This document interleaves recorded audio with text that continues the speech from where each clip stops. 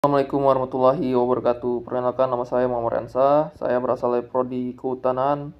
NIM saya ada 1 di 025064. Kali ini saya akan menjelaskan tentang ayo mengenal keanekaragaman hewan, yaitu harimau Sumatera, Panthera tigris sumatrae.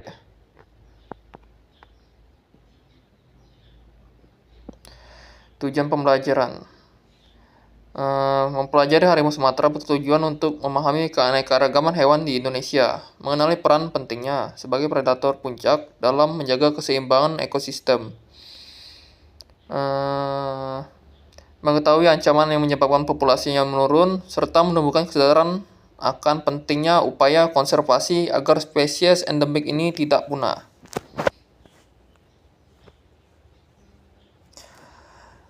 Taksonomi harimau Sumatera. Klasifikasi ilmiah, takson, harimau Sumatera, kingdom, animalia, filum, chordata, kelas, mamalia, ordo, carnivora, famili, Felidae, genus, Panthera, spesies, Panthera tigris, subspesies, Panthera tigris sumatrae. Ciri-ciri harimau Sumatera.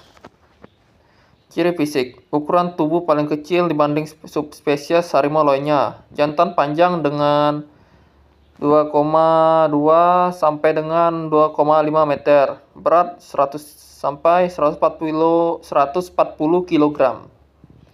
Betina, panjang 2,2 meter, berat 75 hingga 110 kg. Memiliki garis hitam rapat dan tipis di tubuhnya. Itu berguna untuk membantu kamuflase di hutan lebat. Warna dasar bulu gelap oranye tua. Kaki belakang lebih panjang, memudahkan saat melompat. Ciri adaptasi. Bentuk tubuh lebih kecil, cocok untuk bergerak di hutan tropis rapat Sumatera. Selaput di antara jari memungkinkan harimau menjadi untuk perenang yang hebat. Panca indera tajam, penglihatan malam, pendengaran, sama dengan berguna untuk menunjang aktivitas berburu.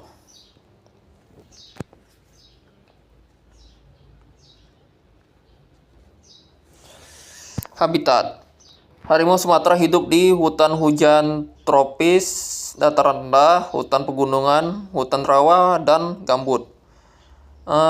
Dan berada juga di taman nasional. Contohnya Taman Nasional Gunung Leuser, Taman Nasional Kerinci Seblat, Taman Nasional Bukit Barisan Selatan.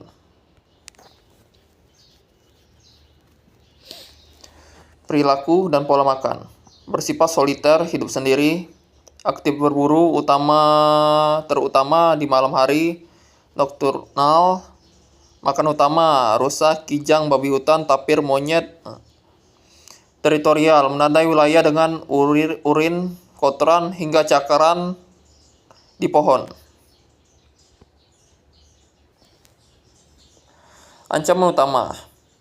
Yang pertama adalah kehilangan habitat karena deforestasi perkebunan dan pembukaan lahan. Yang kedua, perburuan untuk kulit, tulang, dan bagian tubuh lainnya. Yang ketiga, konflik manusia harimau di daerah yang berbatasan dengan hutan. 4. Degradasi lingkungan seperti kebakaran hutan dan fragmentasi habitat. Upaya konservasi. Pembentukan dan penguatan kawasan konservasi taman nasional, patroli anti perburuan, Tiger Protection Units, rehabilitasi dan pelepasliaran harimau konflik, penelitian DNA untuk menjaga kemurnian genetik subspesies, dan yang terakhir adalah edukasi kepada masyarakat yang tinggal di sekitar hutan.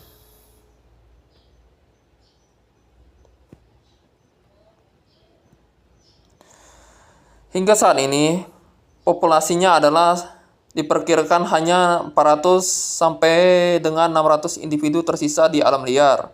Jumlah ini terus menurun akibat yang saya sampaikan tadi.